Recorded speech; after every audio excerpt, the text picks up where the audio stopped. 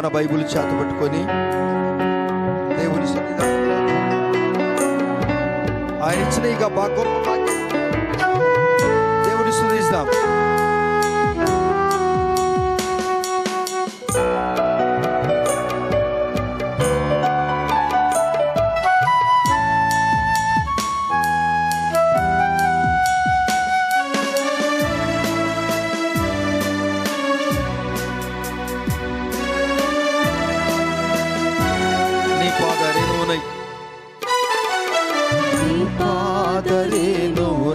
నన్నుండిపోయి నీ సేవలో బ్రతుకు తెలవారిపోని,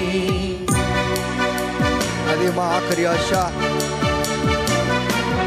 నీ పాదరే నువ్వునై నన్నుండిపోని నీ సేవలో బ్రతుకు తెలవారిపోని, నీ మాట నా నోట జనులంత వినని, నీ మాట నా నోట జనులంత వినని, సువార్తతో నన్ను కలవరమే గనని, సువార్తతో నన్ను కలవరమే గనని, కలువారి సిలువ నాకే విలువ, కలుషంబు బాపే కరములు చాచే కలువారి సిలువ. మా రక్షక, మా విమోచక, మా అనుదినాహారమా, మా ఎత్తైన కోట, మా శృంగమా, మా అనుదిన ఆహారమా, జీవజలమా, మా జీవితాల్లో మీరు చేసిన ఉపకారాలు బట్టి స్తోత్రాలు. ఎండిపోయిన మా జీవితాలను బాగు చేసేవాడివి, నీరు కట్టి ఫలింపజేసే దేవుడు, శూన్యములో సృష్టిని చేసిన దేవుడు, ఏమీ లేని దానిని ఉన్నట్టుగా పిలిచిన దేవుడు, మీ గొప్పతనాన్ని బట్టి స్తోత్రాలు చెల్లిస్తూ వాక్య భాగముతో మాతో మాట్లాడతారని యేసయ్య నామములో ప్రార్థిస్తున్నాం తండ్రి, ఆమెన్. యేసుక్రీస్తు నామములో మీ అందరికీ వందనములు. రండి పరిశుద్ధ గ్రంథంలో నుండి కీర్తన గ్రంథము 5వ అధ్యాయము 7వ వచనం. The book of psalm chapter 5 verse 7. నేనైతే నీ కృప అతిశయమును బట్టి నీ మందిరములో నేను ప్రవేశిస్తాను, నీ ఎడల భయభక్తులు కలిగి నీ పరిశుద్ధ ఆలయపు దిక్కు చూసి నమస్కరించేదను. దేవుని బిడ్డలారా, కొద్ది నిమిషాలు వాక్యమును ధ్యానించుకుందాం. రాజైన దావీదు ప్రధాన యాజకునికి పిల్లన గురువుతో పాడదగిన దావీదు కీర్తన అని చిన్నటి అక్షరాలతో వెరీ బిగినింగ్లోనే రాయబడి ఉంది. దేవుని బిడ్డలారా, ఆయన తీర్మానము చాలా గొప్పది. ఈ తీర్మానము ఆయన ఎప్పుడు రాసుకున్నాడు అనగా, ఆయన 2వ దశలో తీసుకున్నాడు. ప్రతి మానవునికి 2 దశలుంటాయి.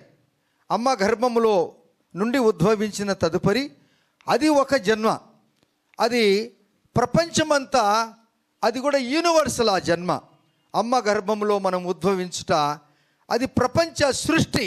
అయితే మానవుడు ఈ లోకానికి వచ్చిన తర్వాత వానికి, ఆమెకు, ఆయనకు మరొక చరిత్ర ఆరంభము కావాలి. అదేంటనగా, రాజైన దావీదును దేవుడు ఎన్నుకున్నాడు. ఎన్నుకొని గొర్రెలగాసేవాన్ని రాజుగా చేశాడు. అయితే ఆయన చేసిన తప్పును బట్టి అతడు దిగజారిపోయిన స్థితికి వచ్చాడు. అయితే ఆ వ్యక్తి ఏడ్చాడు, కన్నీరు విడిచాడు, బాధపడ్డాడు. బాధపడి ఆయన ఏడ్చి దుఃఖపడి కీర్తన గ్రంథం 51, 9, 10 వచనాలు, 11 వచనాలు మనం చూసినప్పుడు, ఓ దేవా, నీ ఆత్మను నాలో నుండి తీసివేయొద్దు, నీ సన్నిధిని నాకు దూరం చేయవద్దు, తిరిగి నీ రక్షణ ఆనందము మరలా నాకు దయచేయమని ఆయన ప్రార్థన చేశాడు. ఈ మాటలను బట్టి మనం ఏం నేర్చుకోవాలి అనగా, రక్షణ పొందిన మనము పదే పదే చేసిన తప్పు చేసి దేవునికి దూరం అయిపోయి, పరిశుద్ధులకు దూరం అయిపోయి, పాపులకు సన్నిహితులుగా ఉండి అపవాదిని గెలిపించి పరిశుద్ధాత్మ శక్తిని నువ్వు త్రొక్కివేస్తుంటున్నావా? దేవుడు నిన్నే ప్రేమించి ఆదరించుటకు, ధైర్యపరచుటకు, తిరిగి నీ ఆత్మీయ జీవితాన్ని ఆ యొక్క వేగాన్ని పుంజుకోవటానికి ప్రభువారు మరలా మీకు ఒక అవకాశం ఇస్తున్నాడు. అప్పుడు అంటున్నాడు ఈయన, అయ్యా నేనైతే నీ కృపా అతిశయమును బట్టి, నేనైతే అంటే ఇది సొంత తీర్మానము, వ్యక్తిగత తీర్మానము అని వ్యక్తిగతానికి, మేమైతే అది కుటుంబ తీర్మానము. ప్రభువా ఎవరు ఏమైనా కానీ వారి కొరకు మేము ప్రార్థన చేస్తాము. యెహోషువ ఏ విధంగా నేను నా కుటుంబము యెహోవాను సేవించుదామని ఏ విధంగా తీర్మానం చేసుకుంటారో, ఒకటి వ్యక్తిగత తీర్మానము, రెండవది కుటుంబ తీర్మానము, మూడవది సంఘ తీర్మానము. ప్రభువా ఎవరో చెడిపోయినారని మేము చెడిపోకుండా మా మట్టుకు మేము సంఘమంతా ఎత్తబడే గుంపులో ఉంటాం. ప్రభువా ఎవరో చెడిపోయినారని చెడిపోయిన వారి బలహీనతలను పట్టుకొని మనం దండు రేయకుండా మన యొక్క ఆత్మీయ జీవితము ఎవరి నుండి నేర్చుకోవాలి అనగా, ఒకటి దేవుని వాక్యము కనిపిస్తున్న ఎవరిన ఆధ్యాత్మిక జీవితంలో ప్రభుకు సన్నిహితులుగా ఉంటే అట్టివారితో మన యొక్క స్నేహం బాగుండాలి. చెడిపోయిన వారి కొరకు ప్రార్థన చేయాలి. బాగుపడిన వారి జీవితంలో మనము వారికి అలవర్చుకోవాలి. అందుకంటున్నాడు, నేనైతే నీ కృపాతిశయము. కృప అనేది అందరికీ దొరికేది కాదు ప్రియులారా. అసలు మన జీవితంలో అన్ని ఫెయిల్ అయిన జీవితాలే, మన పాస్ అయిన జీవితాలు కాదు. నేను ఎడ్యుకేషన్ విషయం చెప్పట్లేదు, ఆధ్యాత్మిక విషయం మాట్లాడుచున్నాను. ఆధ్యాత్మిక జీవితంలో పాపములో పడిపోయిన వారందరినీ దేవుడు తన కృపచేత పడిపోయిన మన జీవితాలను పైకి లేపటానికి పరిశుద్ధుడైన యేసు ప్రభు వారు పరలోక రాజ్య వైభవం విడిచి మనలందరినీ దేవుడు ఉచితముగా తన రక్తము ద్వారా నీతిమంతులుగా చేశాడు. హల్లెలూయా. నీ కృపాతిశయము మాకు అతిశయము ప్రభువా, మీ యందు మేము గర్విస్తున్నాం ప్రభువా. ఇర్మియా గ్రంథము 9:23 ప్రకారము ఏం రాశారు చదవండి. 9:23 జ్ఞాని తన జ్ఞానమును బట్టి సెలవిచ్చుచున్నాడు. జ్ఞాని తన జ్ఞానమును బట్టి శూరుడు తన శౌర్యమును బట్టి అతిశయింపకూడదు. ఐశ్వర్యవంతుడు తన ఐశ్వర్యమును బట్టి అతిశయింపకూడదు. అతిశయించువాడు ఒకవేళ మీలో ఎవరైనా ఉన్నట్లయితే ఒక్క నిమిషం ఉన్నాం అక్కడే. ఎక్కడ ఎవరైతే జ్ఞానాన్ని బట్టి నేను చూడు ఎంత జ్ఞానవంతుడను, ఈ జ్ఞానవంతుడు నేనే ఇవన్నీ తయారు చేశాను, ఇవన్నీ నేనే సూర్యచంద్రుల గురించి తెలుసుకుంటున్నాను అని అనుకుంటే, అయ్యా దాని గురించి నువ్వు అతిశయపడద్దు. ఆ సూర్యచంద్రులను సృష్టించిన దేవుని గురించి నువ్వు అతిశయించు. హల్లెలూయా. చంద్రమండలానికి వెళ్ళిన వాళ్ళు కూడా నేను చంద్రమండలానికి వెళ్ళానని సంతోషపడచ్చు, కానీ అతిశయింపటానికి మనకి అర్హత లేదు. కానీ ఆ చంద్రమండలం నువ్వు సృష్టించిన దేవుని యందు చూడటానికి వెళ్ళావు కదా, లేక ఇంకోటి ఏదైనా నువ్వు ఏదైనా కనిపెట్టావా, ఏదైనా ఇన్వెన్షన్ చేసావా, దాన్ని నువ్వు గురించి అతిశయించొద్దు. దాన్ని తెలుసుకున్నావు, కానీ అసలుది ఇంకొక ఆయన ఉన్నాడు కదా, ఆయన బట్టి అది ఏ బట్టే కదా నువ్వు తెలుసుకుండేది. అతిశయించకూడదు. తర్వాత ధనవంతుడు ధనాన్ని బట్టి అతిశయించకూడదంట. ధనము మానవుణ్ణి ఏం చేస్తుందండి? ఉరేస్తుందంట. అనగా ఎంత ధనం అధికమైపోతే తినేవారు ఎక్కువైతారంట, కొట్లాటలు ఎక్కువైతాయంట. ఉన్నట్టుండి ఆ యజమానుడు ఈ లోకయాత్ర ముగిస్తే అన్నదమ్ములకు కొట్లాటలు వస్తాయంట. నేను చెప్పట్లేదు, ప్రభువు చెప్తున్నాడు. అయితే ధనం ఉండకూడదు, ఉండాలి. ఎటువంటి ధనం ఉండాలి అనగా మన పితరార్థకున్నటువంటి ధనం ఉండాలి. అబ్రహాము, ఇస్సాకు, యాకోబులు పేదవారు కాదు, ఐశ్వర్యవంతులు. దేవునికి ఇష్టమైన ధనము నిన్ను ఐశ్వర్యవంతునిగా చేస్తుంది. అనుదినము నీకు భోజనం పెడతాడు యేసుప్రభు వారు. 3 పూటలు నీకు భోజనం పెడతాడు యేసుప్రభు వారు. నీకు మంచి గృహం ఇస్తాడు యేసుప్రభు వారు. పరలోక రాజ్యానికి వారసులుగా చేస్తాడు యేసుప్రభు వారు. ఆశ ఉండాలి కానీ అత్యాశ నీకు ఉండకూడదు. ఆశ నిరాశ దుఃఖమునకు చేటు. ఆశ ఏమైపోతుంది? నిరాశపడతావు, నిన్ను దుఃఖము చేస్తుంది. కానీ నీకున్న దాంట్లో సంతోషిస్తే ఆ కొద్ది దాంట్లోనే దేవుడు నిన్ను ఆశీర్వదిస్తాడు. నేనైతే అంటున్నాడు భక్తుడు. కొందరు జ్ఞానమును బట్టి అతిశయించారు, కొందరు ధనమును బట్టి అతిశయించారు, కొందరు గుర్రమును బట్టి అతిశయించారు, కొందరు రథములు బట్టి అతిశయించారు. అబ్బో, గుర్రములు మాంసములే కదా, గుర్రములు ఆత్మలు కావు కదా. ఆ గుర్రాన్ని సృష్టించిన దేవుని యందును అతిశయించు. హల్లెలూయా, ప్రైజ్ ది లార్డ్. అప్పుడు అంటాడు, కింది వచ్చిన అంటాడు, అతిశయించువాడు అతిశయించువాడు దేనిని బట్టి అతిశయింపవలన. అది కూడా చెప్తున్నాడు, వివరణ చెప్తున్నాడు. భూమి మీద కృప చూపుచు. హల్లెలూయా. దేని చూపాలంట? కృప చూపుచు నీతి న్యాయములు జరిగించుచున్న, నీతి న్యాయములను జరిగించుచున్న యెహోవాను నేనే అని గ్రహించి నన్ను పరిశీలనగా తెలుసుకొనుటను బట్టి అతిశయించవలెను. హల్లెలూయా. ఇంక ఇప్పుడు మనకి అక్కడ అతిశయించడానికి స్థలమే లేదు. జ్ఞానం ఉందని ఆయన చుట్టేసాడంతా. ఎవరే కానీ నేను నేను నేను అనే దానికి ఏం లేదు. నేను అంటే అలాగే ఆయన ఉన్నట్టు గాలి తీసేసింది అనుకో, మనకు ఏం చేస్తాం? జీవితం ఏమైపోద్దండి? ఎస్, దేవుడు నీకు ఏదో ఇచ్చాడు. ప్రభువా, నువ్వు ఇది నాకు ఇచ్చావు, స్తోత్రాలయ్యా. హల్లెలూయా. ప్రభువా, ఈ పోడియం ఇచ్చావు స్వామి, స్తోత్రాలు. దేవా, ఈ పోడియం ఒకప్పుడు మేము ఎట్లెట్లో ఉన్నాం, ఎట్లెట్లో పెరిగాం తండ్రి, ఇది నువ్వు పోడియం ఇచ్చావు, నీకు స్తోత్రాలు. ఇది లేని వారు ఎంతోమంది ఉన్నారు కదా. నీ ఇంట్లో కూడా ప్రభువా, నీ ఇంటిని బట్టి నువ్వు దేవుని స్తుతించు, నీ భర్తను బట్టి నువ్వు దేవుని స్తుతించు, నీ భార్యను బట్టి నువ్వు దేవుని స్తుతించు, నీ పిల్లలను బట్టి నువ్వు దేవుని స్తుతించు. వాళ్ళే నీకు విగ్రహాలుగా మారకూడదు. హల్లెలూయా. వారే నీకు విగ్రహాలుగా మారకూడదు. దేవుడు అంటున్నాడు, నీ ఉద్యోగం బట్టి నువ్వు దేవుని స్తుతించు, అతిశయించొద్దు. ఎవరికి ఉద్యోగం లేకుంటే ప్రభువారు నీకు ఇచ్చాడే, ఎవరికి ఉద్యోగం లేకపోతే దేవుడు మనకి ఇచ్చాడే. ఈ దినము రిటైర్డ్ అయిన వారికి కూర్చుంటేనే ఆయన దేవుని మహాకృప చేత గవర్నమెంట్ వారితో మాట్లాడి వారికి నెల వచ్చేసరికి అంత ఎంతో పెన్షన్ ఇస్తున్నాడు కదా. హల్లెలూయా. దేవుని కృతజ్ఞతగా ఉండాలా లేదా? కృతజ్ఞతగా ఉండాలా లేదా? ఒకసారి ఒక ఆయనకు 10 ఎకరాల పొలం వేశాడు. పాస్టర్ గారు, మంచి ఆదాయం వచ్చింది, 10 లక్షలు మిగిలినాయి పాస్టర్ గారు అన్నాడు. అబ్బా, దేవునికి స్తోత్రాలు, మంచిదేనైనా, దేవుడిని దీవించును గాక అన్న. నేను పాస్టర్ వెళ్ళాం. పాస్టర్ గారు, చాలా పడినాయి పాస్టర్ గారు, డబ్బులు బాగా వచ్చినాయి పాస్టర్. మంచిది.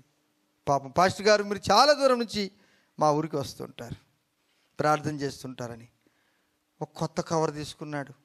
కవర్ బాగుంది, కానుక పెట్టించాడు. దేవా స్తోత్రం నాయన. ఆయన పేరు యోబు, లేడికి వెళ్ళాడు, ఆయన ఊరికి వెళ్ళాడు. ఇప్పుడు ప్రార్థన చేసాం, వచ్చాం, దేవుని కవర్ ఓపెన్ చేశాం. ఎంత ఉండొచ్చు? 10 లక్షల రూపాయలు ఇస్తే. ఒక మాట చెప్తున్నా మీకు, నోటు కొత్తదే, కవర్ కొత్తదే, కానీ 10 రూపాయలు పెట్టించాడు ఆయన. అబ్బా, దేవునికి స్తోత్రాలు. నోటు కొత్తదే, కవర్ కూడా కొత్తదే. అంటే నాకు ఒకటి వచ్చింది, నేను 10 లక్షలు మిగిలినాయి అన్నాడు, 10 లక్షలు ఈ దశమ భాగం అన్నాడు. మళ్ళా అరే అన్నాడు కదా, ఒక నాలాంటి వారికి 10 రూపాయలు ఇచ్చాడా అని కూడా అనుకున్నాను. మరి నేనే అక్కడికి వెళ్ళేది, ఎవరు పోరు కూడా, అది కూడా నాకు తెలుసు. నేనేం మాట్లాడలేదు. దేవా, ఈ 10 రూపాయలను బట్టి నీకు స్తోత్రాలు. హల్లెలూయా. నా మట్టుకు నేను ఈ 10 రూపాయలను బట్టి స్తోత్రాలు. ఆయన జీవితం నాకొద్దు. దేవుని బిడ్డలారా, నీకు ఇచ్చింది ఎంత యేసయ్య? యేసయ్యకు నువ్వేమిచ్చావు? నాకు ఇచ్చింది యేసయ్య. నాకు ఏమిస్తే నేనేమి ఇవ్వగలను? నేనైతే నీ కృపాతిశయమును బట్టి నీ మందిరంలో ప్రవేశిస్తాను. నీ ఎడల భయభక్తులు కలిగి నీ పరిశుద్ధ ఆలయము దిక్కు చూసి నేను ఎప్పుడు నమస్కరిస్తాను. యూదులకు ఉన్నటువంటి అలవాటు ఏంటనగా, ఇప్పుడు మీరు యెరూషలేము వెళ్తున్నప్పుడు అక్కడ ఉన్న యూదులు ఈ పడిపోయిన గోడల దగ్గరికి వెళ్ళి నమస్కారం చేసేది వారి పని. పోవటం, ఇట్లా ముక్కటం, గోడకు ముట్ట రావటం. అది అయిపోయింది. ఆ చరిత్ర కాదు ఇప్పుడు. ఈ చరిత్ర ఇప్పుడు ఏంటి చరిత్ర అంటే, దేవుడు నీకు గాలి నీరు వెలుతురిచ్చాడు కదా, ఇది నిత్యమైనటువంటి యెరూషలేము. ఆ యెరూషలేము ఉంది, కానీ పరలోక రాజ్య యెరూషలేముకు వెళ్ళాలి అంటే నిత్యము దేవుని దగ్గర కిన్నులమై తగ్గించుకొని, మనము తగ్గించుకొని దేవుని నామములో, ప్రభువా ఇంతగా మీరు మమ్మల్ని హెచ్చించారే, నీ కొరకు నేను ఏమైనా చేయగలనా? నాకేమైనా మీరు అవకాశం ఇవ్వగలరా? Praise the Lord. నాయన నాకు ఏమైనా అవకాశం ఇవ్వగలవా నీ పని చేయటానికి అని నువ్వు అడగాలి. అదే చేశాడు రాజైన దావీదు. దేవుని యొక్క మందిరము కట్టడానికి దేవుడు అడగలేదు ఈయనను. నేనైతే ప్యాలెస్లో ఉన్నాను, నేనైతే రాజభవనములో ఉన్నాను, నా దేవుని మందిరము గుడారములలో ఉన్నదని ప్రవక్త తన్నప్పుడు ప్రవక్త అంటాడు, దేవుడు నీకు మంచి ఆలోచన ఇచ్చాడు. దేవుని మందిరాన్ని కడుతున్నావా, ఎంత భాగ్యవంతుడవు అని చెప్పాడు.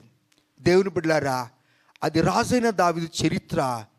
రెండవ చరిత్ర స్థిరంగా ఉన్నది, మొదటి చరిత్ర చెడిపోయింది. అయితే వీరి యొక్క కుమారుడు సొలొమోను జీవితాన్ని ఒక్క మాట చదివి నేను ముందుకెళ్తాను. 2వ దినవృత్తాంతములు 7వ అధ్యాయము మొదటి 2 వచనాలు. The book of second Chronicles chapter 7:2 సొలొమోను తాను చేయు ప్రార్థనను ముగించినప్పుడు, చూడండి ఇది మొదటి దశ, సొలొమోనుది మొదటి దశ. సొలొమోను తాను చేయు ప్రార్థన ముగించినప్పుడు అగ్ని ఆకాశం నుండి దిగి ఇతరమైన బలులను దహించెను. యెహోవా తేజస్సు మందిరం అంతా నిండి ఉండెను. చప్పలు కొట్టి దేవుని చూద్దామా. ఏలియా ప్రార్థన చేస్తే కర్మేలు పర్వతం మీద ఏం దిగిందండి? ఏం దిగిందమ్మా? ఏం దిగిందండి? ఇప్పుడు చూడండి, ఒక ప్రవక్త లాంటి భక్తుడు, రాజు ఎటువంటి వాడు అనగా ప్రార్థన పరుడు.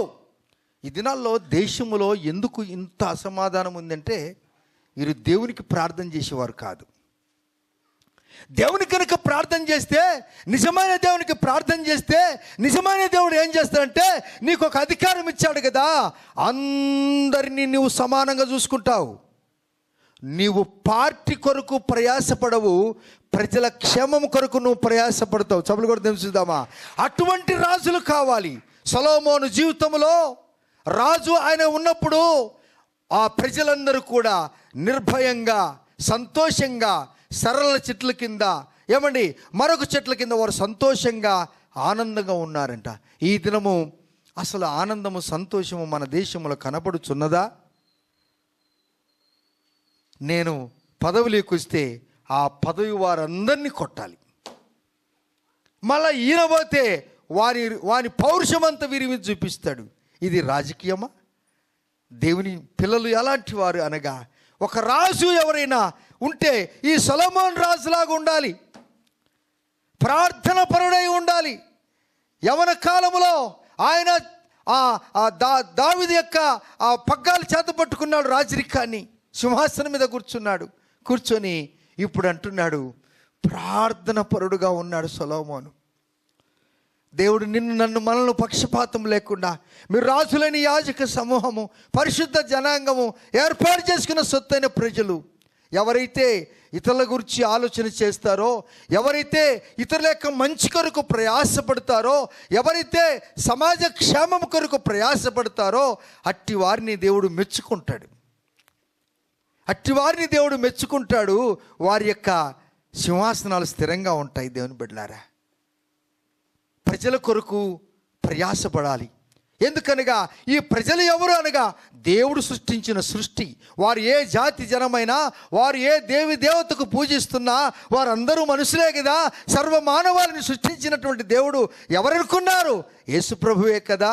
యేసు ప్రభువులో ఉన్నటువంటి గొప్పతనం ఏంటనగా, ఎవరైనా పర్వాలేదు, ఏమైనా పర్వాలేదు, నువ్వు పరిశుద్ధులుగా జీవించి ఏ స్థలములో ఉన్నా పర్వాలేదు, నిన్ను నువ్వు తెలుసుకుంటే అంతే చాలన్నాడు యేసు ప్రభువారు. అబ్బా, నీ మాటను బట్టి స్తోత్రాలు తండ్రి. ఎంత ప్రేమించావయ్యా, దుర్మార్గుని ప్రేమించావు, సన్మార్గుని ప్రేమించావు. అలా ప్రేమించడానికి ఒక రుజువు పరిచావు. దుర్మార్గునికి, రక్షణ పొందిన వారికి, రక్షణ లేని వారికి, వారు ఎవరైనా అందరికీ దేవుడు గాలి, నీరు, వెలుతురు ఇస్తున్నాడా లేదా? అయ్యా, నువ్వు పక్షపాతము లేని దేవుడు. రాజైన దావీదు రాజైన సొలొమోను యవన కాలంలో ఒక మంచి ప్రార్థన పరుడుగా ఉన్నాడు. ఆ ప్రార్థన పరుడు ప్రార్థన చేస్తుంటే ఆకాశం నుండి అగ్ని దిగి వచ్చి మందిరం అంతా నింపబడిందంట. హల్లెలూయా. సంఘములో ఉన్న యవనస్తురాలు, వృద్ధులు, పెద్దలందరూ కూడా ప్రార్థన పరులు కనుక ఉన్నట్లయితే దేవుని మందిరమంతా ప్రతిదినము నింపబడుతుంది. దేవుని ప్రసన్నతను ప్రజలు అనుభవిస్తారు. హల్లెలూయా. ఆ అగ్నికి తట్టుకోలేక అక్కడున్న యాజకులు బయటికి వెళ్ళిపోయారట. సొలొమోను కట్టించిన దేవాలయం 7 సంవత్సరాలు పూర్తి చేశాడు. సొలొమోను యెరూషలేము పట్టణాన్ని కూడా కట్టించాడు. 13 సంవత్సరాలు పట్టణాన్ని కట్టాడు. కట్టి సంతోషపడ్డాడు. ప్రజల మీద భారం మోపలేదు. నెమ్మది అనుగ్రహింపబడింది. తండ్రి అయిన దావీదు యొక్క ఆశను నెరవేర్చాడు. సొలొమోను చరిత్ర రెండోది తప్పు చేశాడు. మొదటి చరిత్ర బాగుంది. రాసిన దావీదు చరిత్ర మొదట బాగున్నది. మొదట ఏమున్నది? చెడిపోయింది. రెండవసారి బాగుపడింది. ఈ జాబితాలో మీరు ఎవరున్నారు? ఇలా నాయనా, నేను చెడిపోయే గుంపులో ఉండకూడదు, బాగుపడిన గుంపులో ఉండాలి అని గనుక నువ్వు ప్రార్థన చేస్తే యేసయ్య అంటాడు. చూడండి, ఇక మూడో వచనం చదువుకుందాం. 3వ వచనం.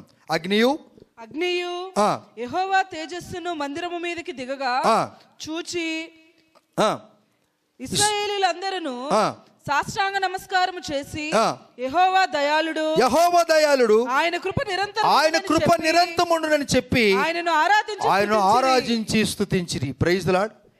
ఇప్పుడు చూడండి, ఎక్కడ ఏం ఆరంభమైందనగా స్తుతి ఆరాధన అక్కడ ఆరంభమైంది. దేవాలయంలో ప్రజలందరూ సాష్టాంగ నమస్కారం చేశారు. అమ్మో, యవ్వనస్తుడు సొలొమోను ప్రార్థన చేస్తే ఆకాశం నుండి అగ్ని దిగింది. మీరు ఎప్పుడు కూడా అది కావాలా ఇది కావాలని లోక విషయంలో ఎక్కువ ప్రార్థన చేసి కాకండి. ప్రభువా, నీ ఆత్మాభిషేకముని దహించు అగ్ని, నీ పరిశుద్ధత నా మీద ఉండాలని ఎక్కువ ప్రార్థన చేసుకోండి. రిమైనింగ్ అన్నీ దేవుడు ఇస్తాడు. Praise the Lord. మిగతా అన్ని దేవుడు ఇస్తాడు. మొదట మీరు నా నీతిని నా రాజ్యాన్ని ఎదకండి, అప్పుడు మీకు అవన్నీ కూడా ఒదిగింపబడతాయని మీరు మత్తయి సువార్త 6:33 చదవచ్చు. దేవుని బిడ్డలారా, దావీదు జీవితం మొదట కాస్త ఎనుకబడింది. రెండవ జీవితం దేనికి ఇష్టారంగా ఉంది. సొలొమోను జీవితం మొదట బాగుంది, రెండవ జీవితం కాస్త చెడిపోయింది. దీంట్లో ఏమి ఎన్నుకుంటావో, కానీ బాగున్న 2 చరిత్రలో 2 విషయాలు బాగున్నాయి. ఈ ఎన్నుకుంటే యేసుప్రభు వారు నిన్ను రాజైన దావీదు సింహాసనం శాశ్వతంగా ఉంచినట్లుగా, సొలొమోను జ్ఞానవంతుడిగా ఉంచినట్టుగా దేవుడు నిన్ను దీవిస్తాడు. మోకరిద్దాం, ప్రార్థన చేసుకుందాం, మన జీవితాన్ని ప్రభువారికి సమర్పించుకుందాం. నాయనా, బుద్ధి జ్ఞానముల సర్వ సంపదలు నా యందు గుప్తమై ఉన్నాను దేవా. జ్ఞాని తన జ్ఞానమును బట్టి అతిశయించకూడదు, శూరుడు తన శౌర్యమును బట్టి అతిశయించకూడదు. దేవా, అతిశయించువాడు భూమి మీద కృప చూపుచున్న ఆ దేవుడిని, యెహోవా కృప చూపుతున్న దేవుని యందు అతిశయించాలి. అయ్యా, నీ జ్ఞానమా, నువ్వు ఒక్కడివేనా జ్ఞానవంతుడి? ఎంతోమంది జ్ఞానవంతులు ఉన్నారు. నేను ఒక్కడినే మంచివాడునా? నాకంటే మంచివారు ఉన్నారు. నేను ఒక్కడినే బాగా వాక్యం చెప్పేవాడినా? నాకంటే బాగా చెప్పేవారు ఉన్నారు. నేను ఒక్కడినే పాటలు పాడేవాడినా? నాకంటే బాగా పాటలు పాడేవారు ఉన్నారు. మన చర్చేనా? మనకంటే చర్చి పెద్దవారు ఉన్నారు. మేము, మీరు, మనము దేంట్లో కూడా అతిశయించవలసిన అవసరం లేనే లేదు. అతిశయించిన వారు పడిపోయారు. ఒక యవనస్తుడు ప్రార్థన చేశాడు, యాజకులు బయటికి వెళ్ళారు, ఆకాశం నుండి అగ్ని దిగింది. రాజైన దావీదు పశ్చాత్తాపడి ప్రార్థన చేసుకున్నాడు. తన రెండవ జీవితాన్ని దేవుడు ఇష్టపడ్డాడు. అతని సింహాసనం శాశ్వతంగా నిలబడిపోయింది. సందర్భాల బట్టి మనము కాకుండా అనుదినము అనుక్షణము ప్రభులో మనము జీవిస్తూ ఉన్నప్పుడు దేవుడు నిన్ను, నన్ను, మనల్ని ప్రేమించి ఆయన దయగలవాడు, యెహోవా దయాళుడు, యెహోవా దయాళుని కేకలను పడుతున్నాయి. అక్కడ యెరూషలేములో వాళ్ళందరూ కూడా దేవుని స్తుతిస్తున్నారు, ఆరాధించి సూచిస్తున్నారు. స్తోత్రం తండ్రి. అలా మనం జీవిద్దామా? ఈ పరుగు పందెములో ప్రభువును గణపరుస్తామా? అందరిలో నిన్ను ఎన్నుకున్నాడు కదా. ఎంతోమంది ఉన్నారు, కానీ నిన్నే ఈ సుందరమైన మందిరానికి ఎందుకు తెచ్చాడు? ఎంతోమంది ఉన్నారు, కానీ నిన్నే ఎందుకు ఎన్నుకున్నాడు? నీ కొరకు ఒక దైవజను, ఒక పరిచారకుడు పెట్టాడు. ఏ చర్చిలో వరైనా కానీ నీ కొరకు ఒక అసిస్టెంట్ను పెట్టాడు, ఒక దైవజనుని. అమ్మా, బాగున్నారా? క్షేమంగా ఉన్నారా? మీ కొరకు మేము ప్రార్థన చేస్తామా అన్నటువంటి ఒక సేవకుని పెట్టారు. వైద్యులు రోగానికి మందులు ఇస్తారేమో, కానీ రోగ నివారణ చేసేది యేసు ప్రభు వారే. వైద్యులకు జ్ఞానం ఇచ్చిన వాడు దేవుడు. వైద్యులు కూడా అంటారు, అయ్యా నేను చేసే కృషి నేను చేశాను, నేను కష్టపడ్డాను ఈ పేషెంట్ కొరకు, మిగతాదంతా కూడా ఆ దేవునిది అంటాడు ఆయన కూడా. ఎస్, స్తోత్రమయ్యా.